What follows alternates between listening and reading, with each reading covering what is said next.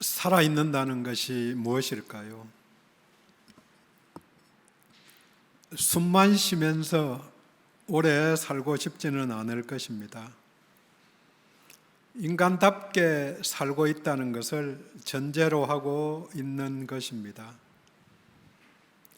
반대 어휘를 쓰면 죽은 것 같지 않게 사는 것입니다. 요양원이나 요양병원에 가면 의식이 있지만 몸이 매우 불편하신 분들도 계시고, 몸은 건강하지만 정신이 문제가 있는 분들도 계십니다. 이들을 보면 삶과 죽음을 동시에 떠올리게 됩니다. 사는 것이 힘들어서 죽기를 강구한 사람들을 성경에서도 여러 명 만날 수 있습니다. 욥은 절망해서 죽기를 강구하고, 모세는 지쳐서, 요나는 분노해서, 엘리야는 두려워서 제발 내 목숨을 거두어 달라고 하나님께 간구했습니다. 삶의 무게를 감당하기가 힘들 때가 있을 수 있습니다. 일시적일 수도 있지만 장기적일 수도 있습니다. 이때 무조건적으로 시간이 유지되는 것이 복이 아니라 화라는 생각이 들 수도 있습니다.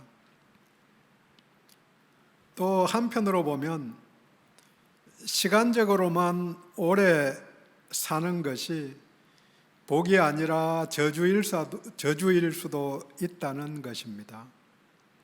어느 분이 지금 인류는 오래 사는 병에 걸렸다, 그렇게 말하는데 제 마음에 와 닿았습니다. 노후에 건강하지 못하게 10년 이상 살아야 한다는 것이 우리들의 문제입니다. 건강 나이가 73살 정도, 그 다음에 수명이 85살 이렇게 정도 되니까 90살, 100살 되는 사람을 이웃에서 쉽게 볼 수 있습니다. 당연히 성경에서 말하는 영생은 단순히 오래 사는 것만을 의미하지 않습니다. 현재와 질적으로 다른 생명, 현재 육신적인 생명이 땅과 연결되어 있다면 하늘과 연결된 생명입니다. 하나님 안에 있는 모든 풍성함을 누리는 사랑으로 하나님과 연결된 생명이 영생입니다. 제자의 삶을 추구했던 달라스 윌라드는 영생에 대해서 4가지 특징을 이야기합니다. 영생은 미래가 아니라 현재부터 시작한다. 두 번째는 영생을 사는 것은 하나님을 아는 것이다. 세 번째는 영생은 무조건 오래 사는 게 아니고 다스리며 사는 것이다. 승리자로. 마지막 영생은 제자도로 사는 것이다. 현재부터 하나님을 아는 것, 또 다스리는 것, 제자도로 사는 삶. 영생이 오늘 우리가 추구해야 할 최고의 복이자 또 복의 원천입니다. 그래서 설교 제목을 영생의 길로 정했습니다. 오늘 본문은 갈라디아서 마지막 장 결론부에 해당됩니다. 사도 바울의 마지막 당부입니다. 갈라디아서 전체가 잘 아시듯이 율법이 아니라 복음으로, 행위가 아니라 믿음으로 구원받았음을 계속해서 대조해서 알려주는데 본문도 마찬가지입니다. 반복해서 2가지 중에 하나를 선택하라고 요청합니다. 구체적으로 보면 두 가지 심는 데에도 두 가지 종류가 있다. 두 종류의 출생도 두 종류가 있다. 또 두 종류의 자랑하는 것도 두 종류가 있다. 이렇게 대비해서 드러내면서 그 중 하나가 믿음의 길이다. 믿음의 길로 나아가라고 권면합니다. 오늘은 본문에서 영생의 길을 함께 나누도록 하겠습니다. 첫 번째 나눌 것은 인생에서 최고의 것이 영생이라는 사실입니다. 그러니 영생을 거두어야 합니다. 어떻게 거두는가? 당연히 심어야 거둔다고 7절에서 10절까지 반복해서 알려줍니다. 심고 거둠의 법칙, 본문은 두 가지 심음과 두 가지 거둠으로 알려줍니다. 먼저 7절에서 사람이 무엇으로 심든지 그대로 거둔다고 결론을 제시합니다. 그리고 육체를 위해 심으면 썩어질 것을 거두고 성령을 위해 심으면 영생을 거둔다고 8절에서 말합니다. 여기서 썩어질 것은 전도서에서 헛되다 하는 의미와 같습니다. 영원하지 못한 것, 일시적인 것, 또 이 세상에만 속한 것을 이야기합니다. 이 세상에 속한 것도 살아가면서 물론 중요합니다. 하지만 일시적이라는 거죠. 길면 100년, 길면이죠. 당연히 심어야 거둡니다. 양적으로 많이 심어야 많이 거둡니다. 저희들은 텃밭에 고추를 한 20포기 심은 것 같은데요. 아는 목사님은 300포기 심었다고. 그래서 그 많은 걸 어떻게 하시려고 그러시냐고 제가 물었는데 건조기도 있다고 이야기를 하더라고요. 많이 심으면 많이 거둡니다.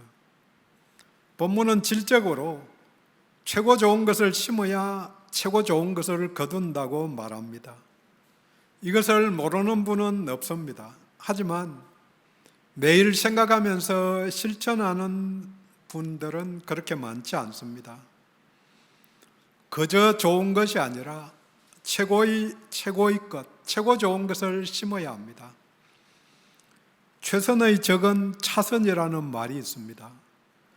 짐 콜린스가 좋은 기업을 넘어 위대한 기업으로 라는 책에서 사용하면서 1장 제목이 최선의 적은 차선이다 하는 제목입니다.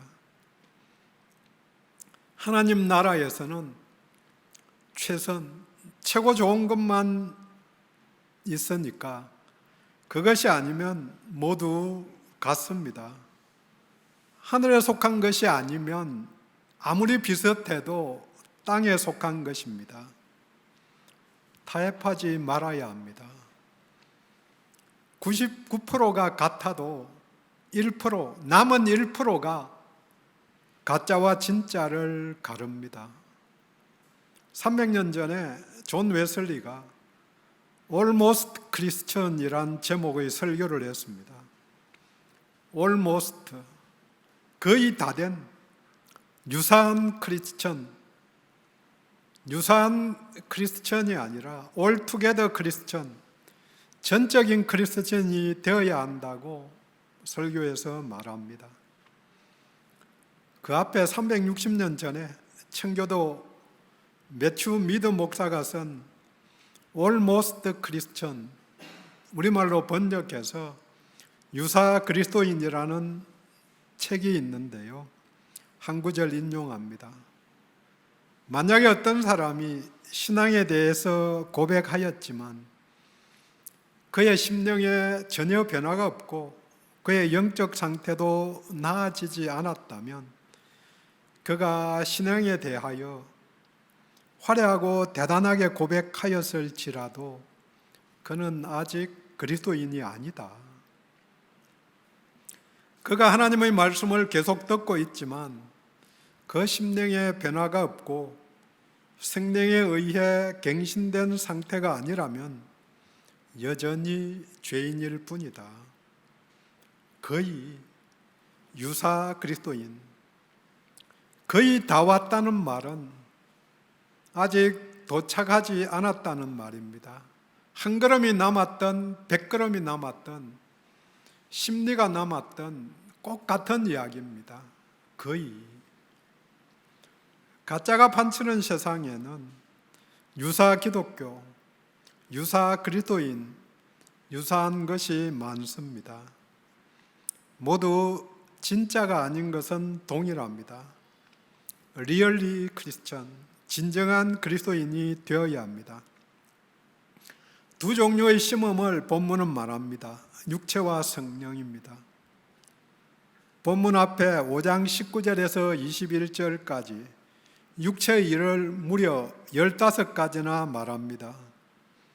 육체의 일은 분명하니 곧 음행과 더러운 것과 호색과 우상 숭배와 주술과 원수 맺는 것과 분쟁, 시기, 분냄, 당짓는 것, 분열과 이단과 투기와 술 취함과 방탕함과 또 그와 같은 것이라. 전에 너희에게 경계한 것과 같이 경계하노니 이런 일을 하는 자들은 하나님 나라를 유업으로 받지 못할 것이요. 하나님과 무관한 사람이다. 이렇게 정리합니다. 그 바로 뒤에 5장 22절, 23절에 우리가 잘 아는 성령의 열매 9가지를 증거합니다. 오직 성령의 열매는 사랑과 희락과 화평과 오래 참음과 자비와 양선, 충성, 온유, 절제니. 열매를 보면 그 나무를 압니다.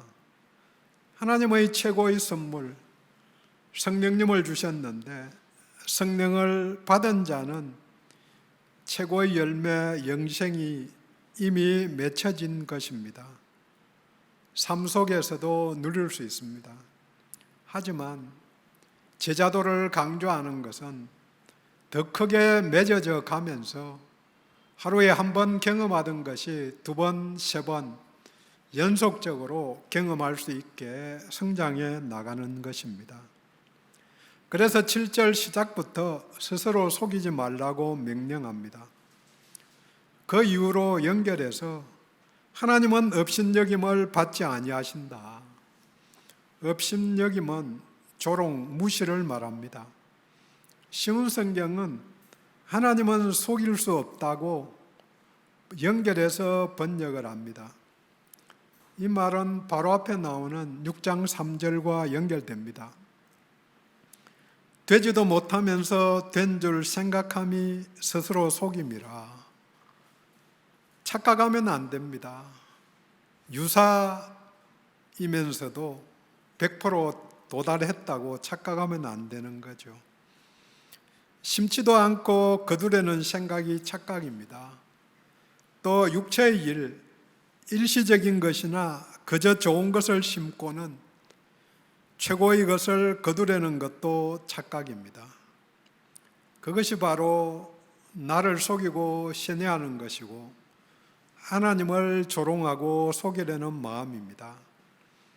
심어야 거둘 수 있습니다. 좋은 것을 심어야 좋은 것을 거둘 수 있습니다. 그 실천 덕목으로 9절은 말합니다. 선을 행하라. 착한 일을 심으라. 모든 이에게 착한 일을 하라. 더욱더 믿음의 가정에 착한 일을 하라. 선한 일을 하면서 가질 태도를 말합니다. 기회가 있는 대로 착한 일을 하되 낙심하지 말라. 포기하지 않으면 때가 이름에 거두리라. 어제는, 오늘은 무엇을 심으셨는지요? 심고 있는지요? 또 내일은 내가 무엇을 심으려고 하시나요?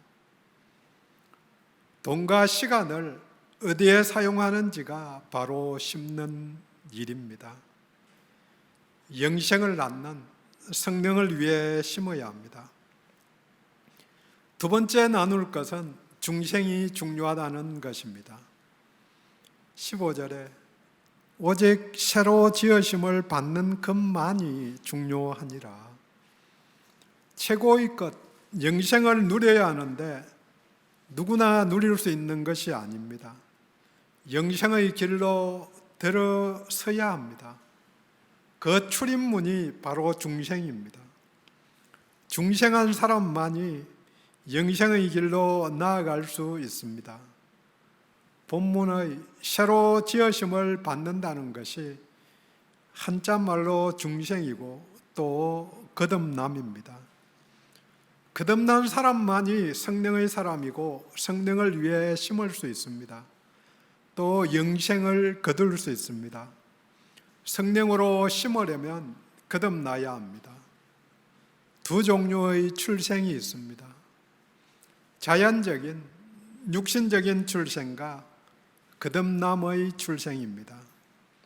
자연적인 출생은 당연히 어머니 뱃속에서 태어나는 것이고, 거듭남은 자연적으로 출생했던, 그래서 형성된 자, 옛 자가 죽고 성령으로 다시 태어난 것입니다.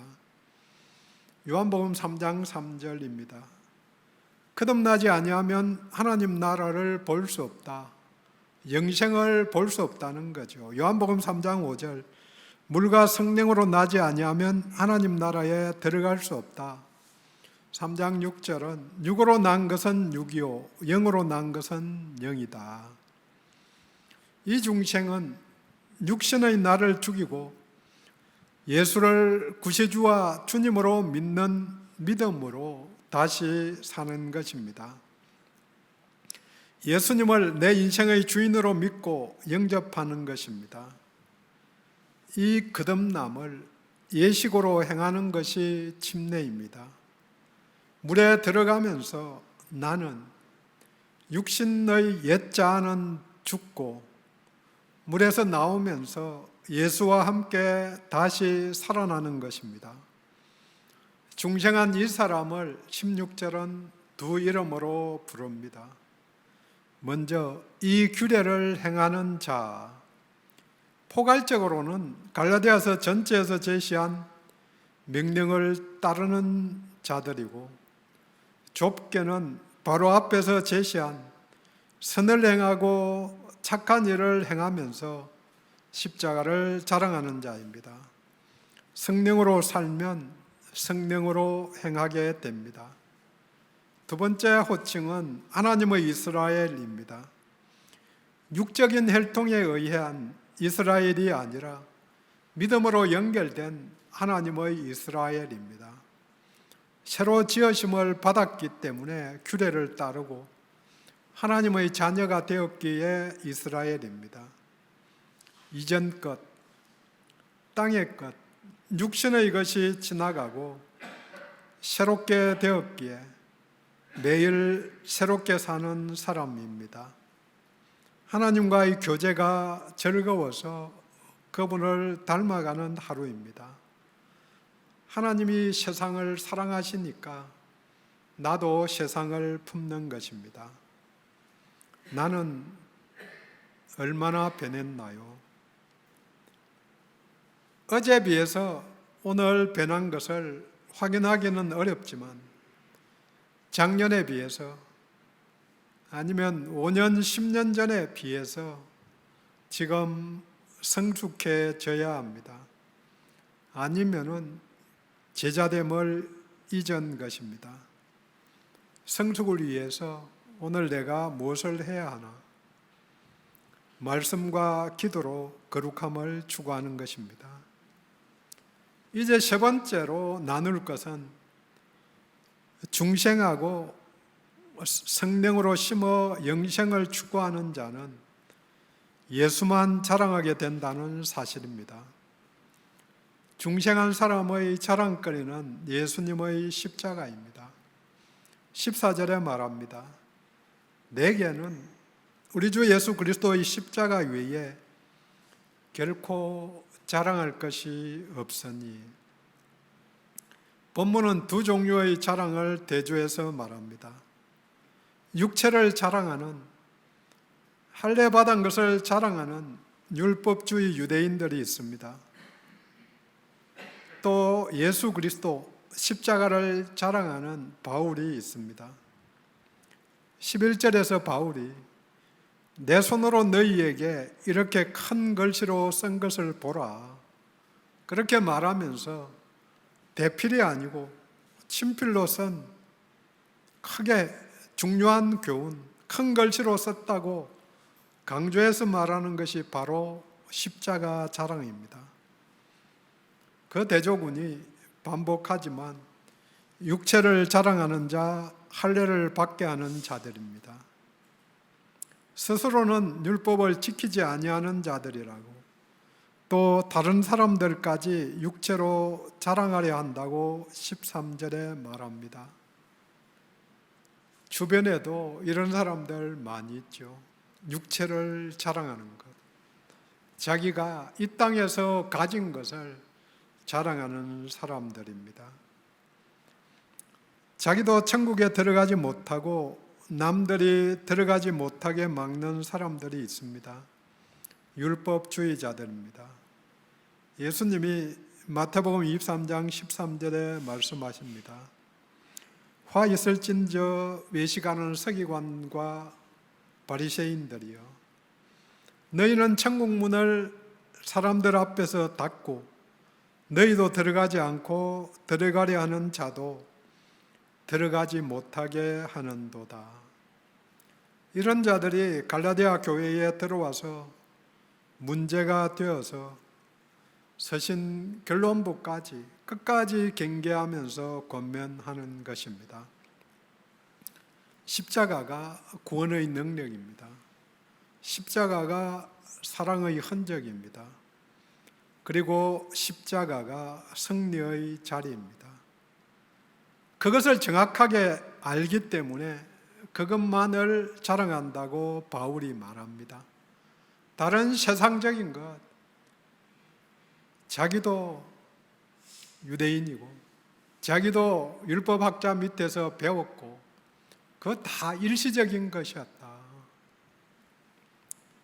빌립보서 3장 7절은 말합니다. 그러나 무엇이든지 내게 유익하던 것을 내가 그리스도를 위해 다 해로 여길 뿐더러 또한 모든 것을 해로 여김은 내 주 그리스도 예수를 아는 지식이 가장 고상하기 때문이다.